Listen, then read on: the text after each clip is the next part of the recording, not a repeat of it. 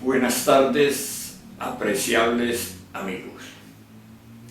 Hoy, 15 de octubre del año 2010, he venido a compartir con ustedes un tema que está muy confuso en el entendimiento de la humanidad. Y como nos encontramos en el final de nuestra quinta gran raza raíz aria, es decir, en el cierre que se llama correctamente el Apocalipsis, porque ustedes saben muy bien que Apocalipsis encierra básicamente dos contenidos. Es el libro de la revelación o el mensaje de la revelación de todo lo que se conoce y que se desconoce desde el principio de nuestra humanidad hasta la fecha y lo que continuará, es decir, la revelación. Pero además de la revelación, Apocalipsis también supone los acontecimientos en que se da el cierre correspondiente. Para nosotros, el cierre correspondiente a la quinta gran raza raíz aria. Como decíamos, cada raza tiene 7 subrazas, y cuando se llega a la última subraza, entonces se acaba el tiempo de manifestación de una vida, de una cosecha humana. Es bien bonito esto en la antropología gnóstica, porque la antropología materialista propiamente desvía las cosas de una manera total y de una manera absoluta en relación a ese desarrollo de una humanidad.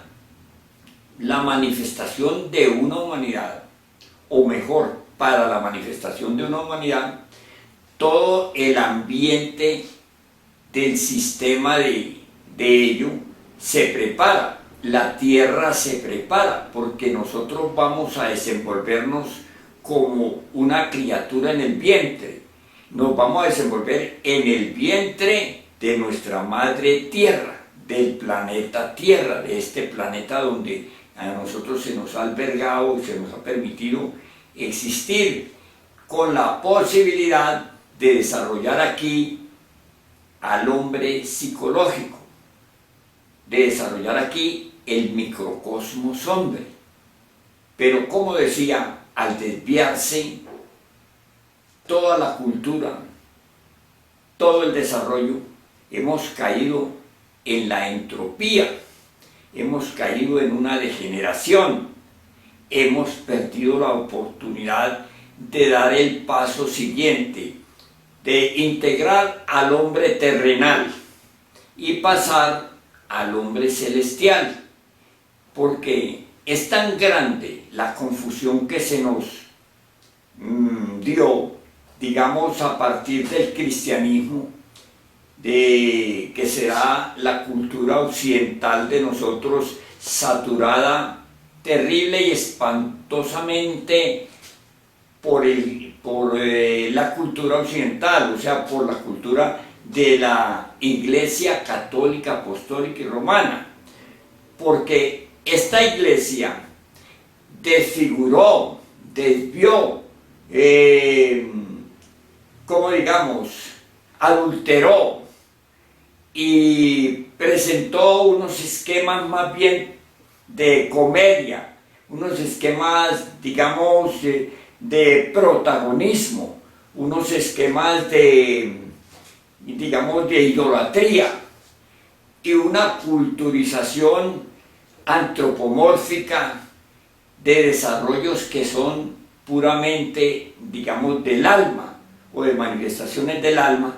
Vino pues a convertirla en un museo de monumentos, de estatuas, de palos, de barro, de yeso y de templos inmensos y de idolatría y de impostura.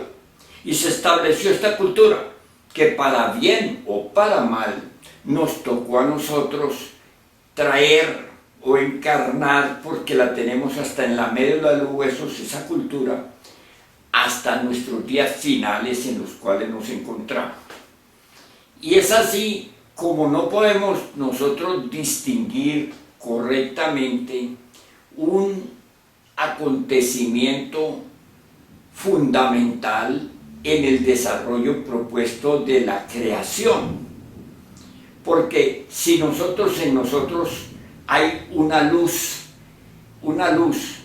porque Dios es luz, ¿cierto? Dios, vida, la vida es luz. Por eso dice que en el principio era el verbo, y el verbo era con Dios, y el verbo era Dios. Él era con Dios. Todas las cosas por Él fueron hechas, y nada de lo que ha sido hecho sin Él fue hecho. Él era la vida, y la vida la trajo como la luz en los hombres. Es decir, Él era la luz, y la luz es la vida en los hombres, para decirlo correctamente. Así que en nosotros hay una luz, que la llamamos nosotros esencia, que la llamamos Buddhata, que la llamamos alma, que la llamamos espíritu, que la llamamos Dios. Bueno, debido a toda esa confusión en el desarrollo propiamente que nos correspondía hacia hombres, es por lo que no podemos encontrar las cosas concretas y definidas y puntualizadas. Pero vamos a puntualizar algo, pues, repitiendo la palabra. Esa luz, que es la esencia, en términos muy correctos, en términos exactos, está dispersa en la multiplicidad egoica que en nosotros se estableció justamente a raíz de la culturización, de nuestro origen y de la culturización, porque nosotros en la herencia y en la culturización que se nos da, encarnamos de una manera fatal algo que se llama los agregados psicológicos, algo que llama el ego, el yo, el mí mismo. Y esos tienen raíz y fundamento en los 7 pecados capitales. Los 7 pecados capitales no son como nosotros históricamente los podemos tomar. Son 7 estados de manifestación antitéticos a los 7 escalas del rayo de la creación, a los 7 días del rayo de la creación. ¿Entiende? Entonces, ¿qué pasa? Que a nosotros volverlos así como pecados, los subestimamos y no consideramos que esas son las fuerzas tenebrosas antitéticas del rayo de la creación que proponen apoderarse, como lo han hecho, de este organismo humano, y proponen obviamente establecer en nosotros una entidad que es la persona, digamos la que nos personifica, porque nosotros no se desarrolla, no toma, no asume la posición que corresponde a la esencia, sino que la esencia, que es la misma conciencia, porque conciencia y esencia pues son 2 términos que identifican al principio o al estado divinal que va a expresarse en el cuerpo humano. Como no hemos podido integrar al cuerpo humano, nos hemos quedado como unas simples máquinas al servicio de una naturaleza perversa, como decía, que se fundamenta, que se cultiva, que se trae desde la herencia y se fomenta y desarrolla en nuestra estructura cultural. Escúcheme bien, en nuestra universidad. Se estructura para darle cabida a la expresión de la antítesis del Cristo, que es el intelectualismo. Entonces se desarrollan en nosotros, miren nuestro entorno, como lo digo en la página del hombre psicológico. Se estructura aquí por el precepto por la educación primaria, secundaria, profesional, etc. Se estructura aquí fuertemente una naturaleza que es una naturaleza perversa, porque tiene su origen y su desarrollo justamente en los 7 pecados capitales: en ira, codicia, lujuria, envidia, orgullo, pereza y gula. En eso se estructura nuestra personalidad, nuestro rasgo, nuestra característica, nuestra expresión, nuestra vida, y obviamente no se desarrolla aquí, o mejor dicho, no se expresa aquí con todo su poder, con todo su esplendor, lo que es la esencia, lo que la gente llama el alma, el espíritu, Tao, Inri, Dios, Cristo, etc. Ese estado que se propone el Creador expresar a través de nosotros, no se da. Y por eso las Escrituras dicen: despiértate tú que duermes y levántate de los muertos y te alumbrará Cristo. Es decir, nosotros vivimos dormidos, funcionamos dormidos, trabajamos dormidos, nos casamos dormidos, manejamos carros dormidos, bueno, caemos allá como cayeron ahora, lamentablemente, pero de una manera muy alegórica, estos trabajadores en Chile, en esas profundidades allá, que podríamos comentar algo al respecto en otro capítulo, porque no se despierta en nosotros la esencia, la conciencia está atrapada. Esa luz está atrapada en nuestra naturaleza perversa, en nuestra naturaleza pues que llevamos como tan elegantemente, como tan posicionada, como tan distinguida, pues porque ella en su expresión mantiene un estado hipnótico en nosotros que nos hace confundir el intelectualismo desarrollado y chispeante, que es el anticristo, con la naturaleza Cristo en sí, con la naturaleza Dios en sí, con la naturaleza propuesta en ese estado de la esencia. Así que hay pues mucha confusión. Poco a poco puntualizaríamos cada una de las cosas que voy señalando para poder alcanzar un entendimiento correcto de qué es eso del despertar de la conciencia. El despertar, repito, nosotros andamos hipnotizados en las fantasías que ha desarrollado aquí la naturaleza chispeante de Satán, que es el anticristo, que es el intelectualismo.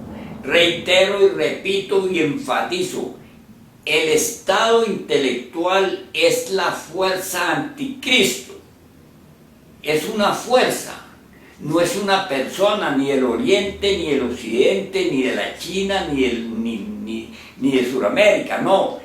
Es el intelectualismo, es la fuerza que atrapó a la humanidad y que no permitió el desarrollo o la expresión de la esencia en nosotros. Mas hablando del terreno de la esencia, hablando del terreno iniciático, en la cultura propiamente que conduce al hombre psicológico y al Hijo del Hombre, encontramos nosotros que hay que establecer hechos concretos. Ya en el fin de la humanidad, ahora en este tiempo, se espera que viene el Cristo. Se habla de del segundo advenimiento del Cristo, que va a venir a salvarnos, que va a venir a paralizar el desarrollo propuesto en la naturaleza, que va a venir pues a liberarnos, que va a derrotar a Satán, que tal o cual religión nos va a conducir a él. Bueno, hay una confusión asombrosa, es hasta asombrosa la confusión, porque no se conoce el planteamiento del conocimiento objetivo, del conocimiento iniciático, del conocimiento real. Porque cuando se conoce el conocimiento real, se acepta que nosotros marchamos sin rumbo, hipnotizados, que no tenemos un oriente, que nacemos, crecemos, nos reproducimos y morimos conforme a las leyes mecánicas de la naturaleza, que no somos el hombre y que tampoco nuestro organismo está integrado como humano. Y eso es lo que no nos permite, esa hipnosis a que estamos sometidos de los sentidos, de las culturas, de los desarrollos, no nos permite pues ver que si nosotros logramos darle espacio a la esencia, a la conciencia, para que ella se exprese, ella tiene en sí el conocimiento divino, tiene el conocimiento de todo lo que es, de todo lo que ha sido y de todo lo que será. Por eso cuando se habla de un maestro auténtico de la iniciación, se habla de un ser que puede saber con exactitud cada cosa que acontezca en el sistema solar, cada cosa que acontezca en la galaxia. Aquí hay la posibilidad de un conocimiento trascendental, transfinito, con solo permitir que se exprese. Pero para que pueda expresarse, se necesitaba de un conocimiento puntualizado que nos coloque en un terreno evidenciable de cómo es eso de lo alquímico, de cómo es eso del nacimiento, de cómo es eso de la serpiente que sanaba a los israelitas, de cómo es eso pues de las culturas puras, de cómo es aquello que yo pueda alcanzar un desarrollo superior en mi naturaleza. De eso no se habló hasta cuando aparece el último mensaje, la última cultura que se entregó a la humanidad a partir como de 1950 a la fecha. Ese conocimiento se llamó la gnosis. No debería llamarse la gnosis, debería llamarse el conocimiento divino gnóstico. Pero el conocimiento, no vamos a decir que muchos grupos, muchas asociaciones que se llaman escuelas, que se llaman órdenes, que se llaman iglesias, que se llaman movimientos, son la gnosis. No, esos son grupos de gentes que de alguna manera conocieron informaciones que no pudieron marchar en el proceso que conduce a lo iniciático y se fueron pues, se desviaron hacia un lado o hacia otro y establecieron unos órdenes para mayor confusión, lamentablemente, porque lo que es el conocimiento del ser no se puede expresar porque no se ha preparado el vehículo por el cual debe de expresarse. El vehículo para expresarse es el organismo humano. Para tener nosotros un organismo humano necesitamos conocer qué nos falta y qué nos sobra. Necesitamos nosotros desarrollar estados correspondientes al proceso iniciático. En todo caso, la máquina orgánica tiene 5 cilindros inferiores o 5 centros inferiores de manifestación. Eso está en todos los textos del gnosticismo. Eso está en todos los temas que tratamos. 5 centros o cilindros inferiores de la máquina orgánica. Son 7, pero solo tenemos 5. El uno es el cilindro intelectual, el otro es el cilindro emocional, el otro es el cilindro motor, el otro es el cilindro instintivo y el otro es el cilindro sexual. Se les llama cilindros, son centros de fuerzas, de energías, por donde se va a recibir el conocimiento o por donde vamos nosotros a equilibrar las distintas energías que cada uno de esos centros debe de gastar. Si nosotros observamos detenidamente y aún superficialmente, vemos lo que son los deportes. Los deportes mesurados son necesarios, pero los deportes profesionalizados son un agotamiento, son una desfiguración, son unos desarrollos pervertidos de la máquina orgánica que la agota, la acaba, la consume y no le brinda posibilidad. Digamos, la culturización, la academia, el sentimiento, la emoción, los afectos, nuestro comportamiento desastrosamente degenerado sexual. Bueno, todos estos factores que implican nuestro movimiento, nuestra forma de vida, andan en un caos terrible que no permite de ninguna manera buscar al hombre psicológico en el estado en que nos encontramos, que no permiten de ninguna manera entrar en el camino iniciático. El camino iniciático propone básicamente que esos 5 cilindros de la máquina orgánica establezcan equilibrio en sus energías con las cuales se manifiestan. Y una vez establecido el equilibrio de las fuerzas, el gasto y el desgaste de esas energías en cada cilindro, en cada centro de la máquina orgánica, ustedes comprenderán que para producir el movimiento tiene que haber un centro que produzca el movimiento. Ustedes comprenderán que para que haya un aprovechamiento del conocimiento, digamos, siquiera del lugar donde nos encontramos, de la lectura de una obra clásica, de la constitución, se necesita un centro intelectual, se necesita un centro emocional para nuestras emociones superiores y para las emociones, digamos, relativas del organismo. Se necesita un centro instintivo y que digiera, que pueda manejar todo lo que es nuestro proceso de transformación. Se necesita un centro sexual para poder manejar las energías sexuales correctamente, porque ahora se trata dizque de enseñarle sexología a la gente partiendo del derroche, del desequilibrio, de la degeneración en que se encuentra quien enseña eso sin saberlo, porque si todo tiene un lado positivo también tiene un lado negativo,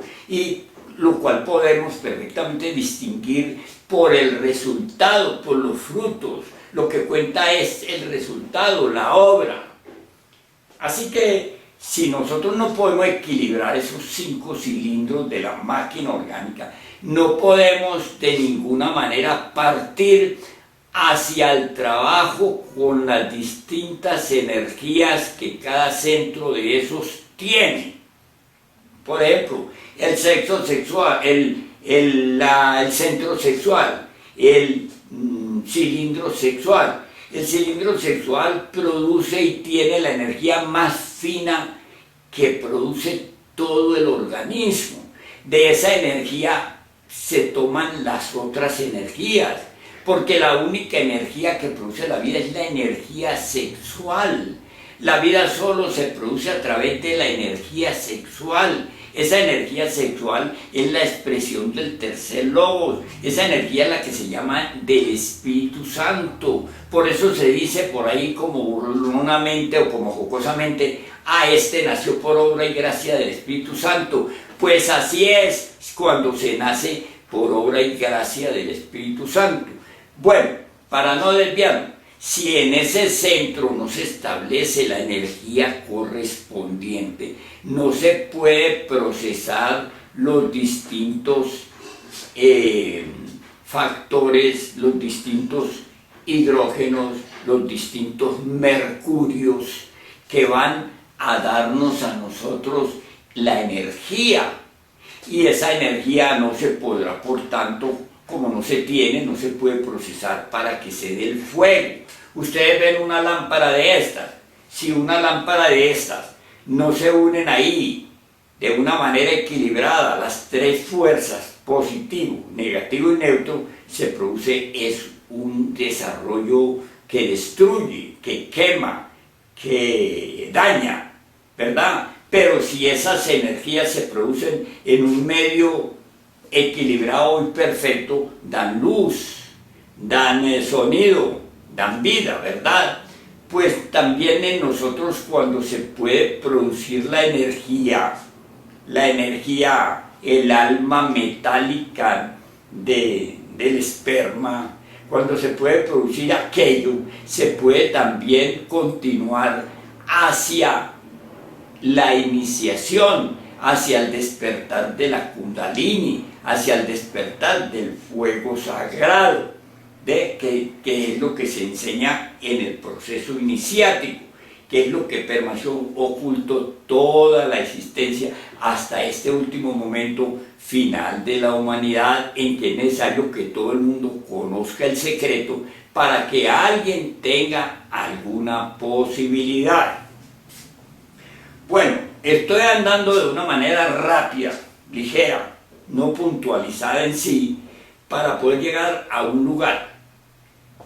Cuando se da la iniciación se da cuando el fuego inicia su apertura. El fuego sagrado de Kundalini, la serpiente sagrada de Kundalini. Para que ese fuego venga, para que esa iniciación se dé, se necesita fundamental y básicamente de 3 factores. Esos 3 factores son indispensables. Esos 3 factores son la muerte de la naturaleza que a la fecha tenemos, que es la naturaleza egoica, que es la naturaleza del yo, del mí mismo, la naturaleza pervertida de los 7 pecados capitales que se estableció en nosotros: la ira, la codicia, la lujuria, la envidia, el orgullo, la pereza, la gula, etcétera, etcétera. Esos pecados capitales, esa naturaleza desarrolló en nosotros por nuestros hábitos y costumbres a unas entidades que se llaman el ego, el mí mismo, los agregados psicológicos, entidades, personas psicológicas, personas que también tienen sus cilindros y que nos demandan atención y obligatoriedad de atención. Esas personas hay que decapitarlas, hay que acabarlas, hay que pulverizarlas, y solo se pulverizan con lo que produce la vida, que es la Kundalini, el fuego sagrado, la Madre Divina, aquella partícula que en la esencia está. Y pues ese es el proceso de la muerte del ego. Ya lo estudiaremos detenidamente. Entonces el primer factor es morir en nuestro ego.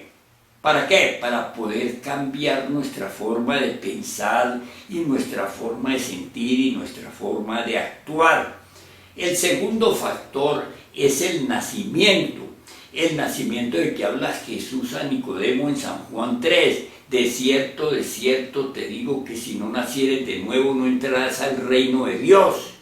O sea, ese nacimiento es un proceso alquímico, es un proceso del despertar del fuego sagrado, del advenimiento extraordinario de la Madre Divina en forma de serpiente de fuego que se llama Kundalini, Maha Kundalini, Kundalini Shakti, la Kundalini sagrada, la Madre Divina, la que va a desarrollar otros vehículos de expresión y de manifestación superiores, la que va a permitir que este cuerpo se establezcan los otros 2 cilindros en la máquina orgánica, que son el emocional superior y el mental superior. Bueno, entonces, pero yo lo que quería llegar es a un caso en que podamos entender por qué la gente ahora anda con ese relato de que viene el Hijo del Hombre, de que el Hijo del Hombre es exclusivamente nuestro Señor Jesús el Cristo, de que la Biblia tiene ahí, ustedes pueden ver en muchos lugares de la Biblia, el Hijo del Hombre. Casi todos, o todos los profetas y todos son el Hijo del Hombre. Ustedes ven a Pablo, ven a San Pablo, a San Pedro, a San Juan, a Elías, a Daniel, a Moisés. Todos son el Hijo del Hombre. El Hijo del Hombre es el Cristo. porque Cristo no es una persona humana ni divina. Cristo es un estado de naturaleza que se encarna. Es una naturaleza que es encarnable aquí. Cuando esa naturaleza se encarna aquí, cuando ese fuego portentoso y divinal de la vida se encarna aquí, esa persona, esa entidad, ese principio que se volvió esa naturaleza es Cristo. Cristo es un estado de conciencia, Cristo es un estado de fuego, Cristo es un estado de luz, Cristo es la vida, pero esa vida tiene relación directa con la esencia que nosotros tenemos. Si la esencia de nosotros no alcanza esa estatura en su expresión, porque en su naturaleza lo tiene, pero no alcanza la estatura de expresión, entonces no puede salvarse nadie. Ahora volvamos. Entonces, para poder llegar a Hijo del Hombre, hay que hacer un camino muy difícil, una viacrucis completa que empieza en el equilibrio de la máquina orgánica, en el equilibrio de las fuerzas que se expresan por el centro emocional, por el centro intelectual, por el motor, por el instintivo, que se expresan por el centro intelectual, por el emocional, por el motor, por el instintivo y por el sexual. Si ese equilibrio no se da, no hay la energía, y si no hay la energía, no hay el fuego, y si no hay el fuego, no hay iniciación, y si no hay iniciación, no hay posibilidad de ninguna manera de alcanzar al Hijo del Hombre. Bueno, ahora veamos, miren ustedes que se habla del Hijo del Hombre, pero nuestra lamentable y oscura cultura que se nos dio, nos desbarató, nos confundió, nos embolató todo aquello para que nosotros no siguiéramos el proceso iniciático crístico, porque Cristo es el único que salva. Así es, porque es el estado de pureza al que no alcanza a entrar el yo, al que no llega el yo, porque es fuego vivo, es fuego puro, es el fuego que acaba con esa naturaleza perversa que nosotros tenemos. Pero para poder acabar con esa naturaleza se necesita un desarrollo, una preparación, porque siendo fuego vivo, como un rayo, como una centella, pues nos destruiría, nos acabaría, nos mataría.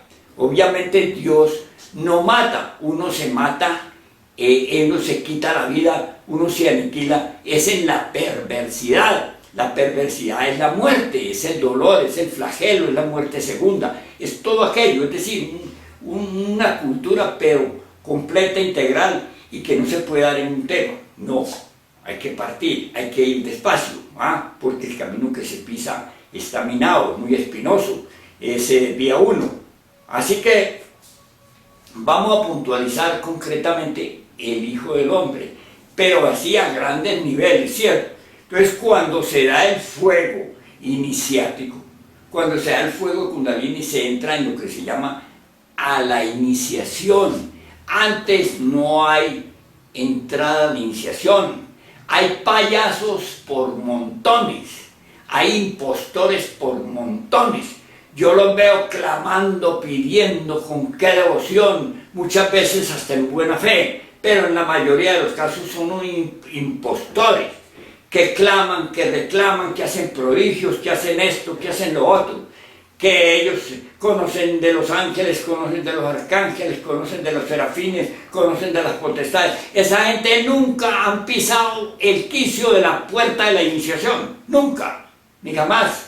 Son impostores que en buena ley o perversamente proponen tales o cuales, porque este es un camino a realizar con 3 factores: la muerte del ego, el nacimiento alquímico. Alquímico quiere decir que entre un hombre y una mujer en matrimonio perfecto, no en ese matrimonio que dan las iglesias, que le dan un título porque vaya a fornicar y a reproducirse y a llenarse de animales, no, en el matrimonio perfecto, es decir, en un desarrollo para el cual, con paréntesis, allá dice San Agustín, hacer del coito una forma de la oración.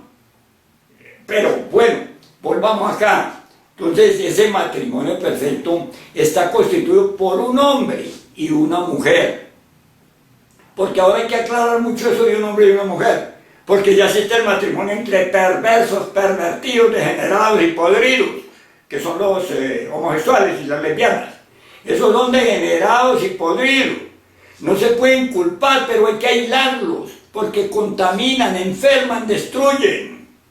Yo no sé por qué los gobiernos que andan tan abrazados con las iglesias ven esa mano de curas homosexuales, llamados pederastas, ven esa mano de monjas lesbianas, pervirtiendo la niñez pura de un país, de un pueblo que está muriendo, que está agonizando. Ni aún a los niños los respetan, ni aún a la infancia, ni aún a la flor de la juventud. Nada, esa es la preferida para ellos en sus escuelas, en sus universidades, en sus iglesias. Pervertirlos, destruirlos y dañarlos. Y es que hay leyes, y leyes, y leyes para protección de los niños. ¿Y por qué no la protegen de los curas?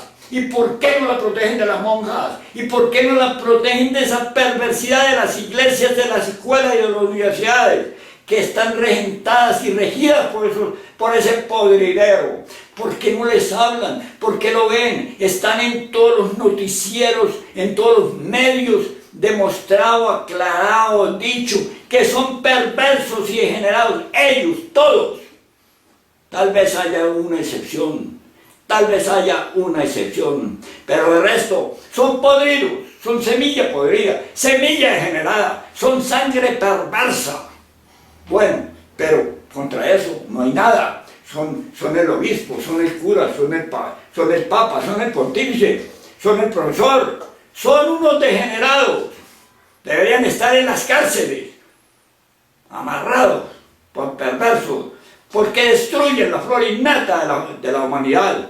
Destruyen a la niñez, destruyen la pureza, la destruyen física y psíquicamente. Y no hay quien se pare, quien les hable claro. No hay un juez. Los jueces dicen, no me voy a condenar, que ese siga. En vez de condenar a esa gente, dice, no me voy a condenar, me condeno. Se condena, que condenamos usted de una vez. Ahora, bueno, pero me desvié, perdonen ustedes. A mí me afecta en mi modo de ver, en mi modo de sentir y mi modo de pensar mucho. El estado actual de la humanidad, ese estado que no tiene freno.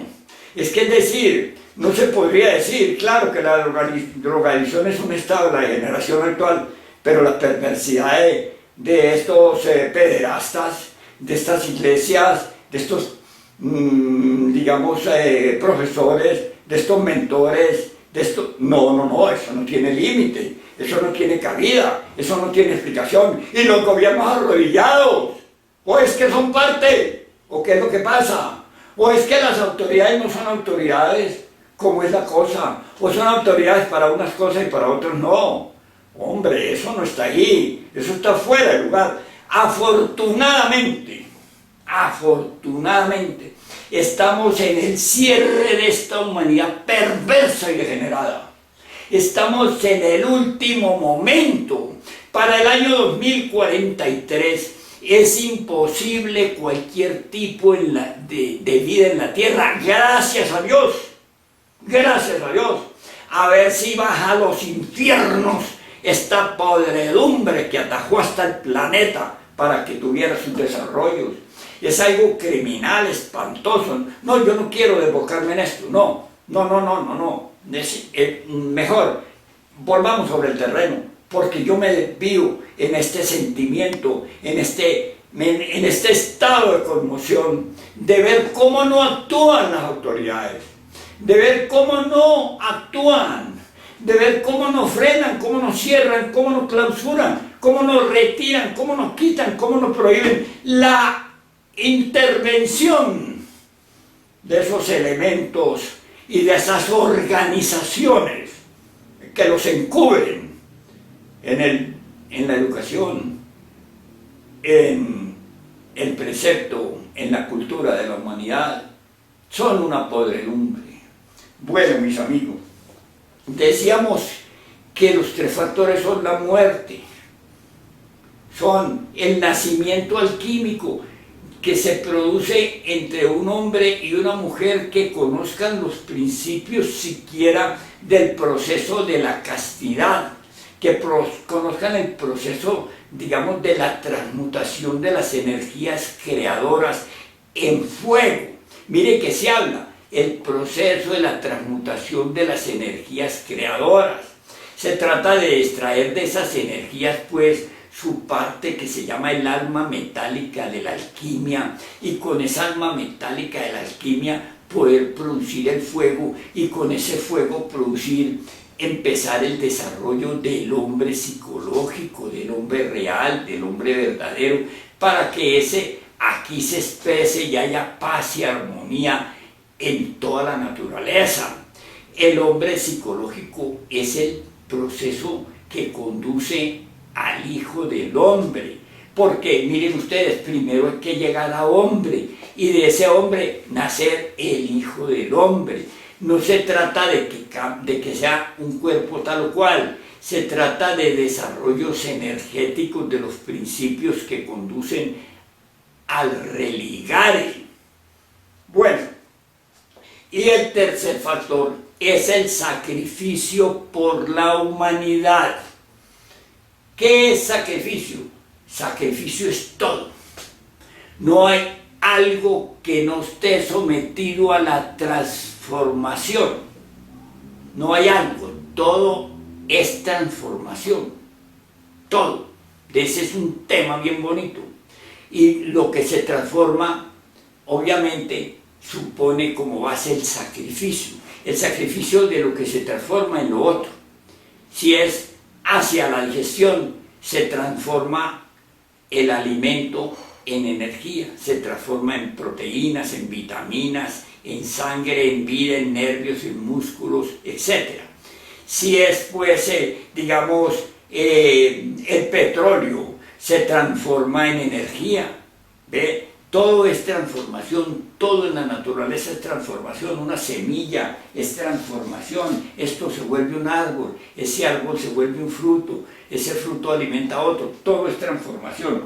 Entonces, el sacrificio por la humanidad es que se transforme mi naturaleza en una naturaleza superior, Entonces ese es el sacrificio por la humanidad. Tengo que empezar por aquí, no empezar por allá, porque la transformación tiene que darse en mí, así como se transforma en mí el alimento, el aire, también tengo que transformarme en mis impresiones, también tengo que transformarme en mi contenido psicológico.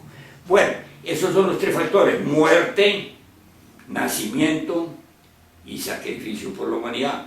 Sin esos tres factores, enunciados por el Cristo también en su mensaje, cuando estuvo aquí con nosotros, Jesús de Nazaret, que nos dice: niégate a ti mismo. Esa es la muerte. Toma tu cruz a cuestas todos los días, es decir, únete sexualmente con tu esposa, porque es que la cruz no es la cruz, no es un palo con otro ahí montado, no. La cruz es el símbolo de la transmutación alquímica, del lingam yoni, del hombre y de la mujer en pleno connubio amoroso. Esa es la cruz es el lingam yoni. Es el órgano femenino y el órgano masculino procesando la energía sexual a octavas superiores, sin fornicación, sin eyaculación, sin adulterio, etcétera, etcétera, etcétera, con las exigencias que requiere la alquimia. Entonces, es la que produce el nacimiento, y después de ese, pues sin ese nacimiento no hay fuego, sin ese principio no hay fuego. El fuego sale de ahí, porque el fuego sale del fuego. El fuego que produce la vida se llama la energía sexual.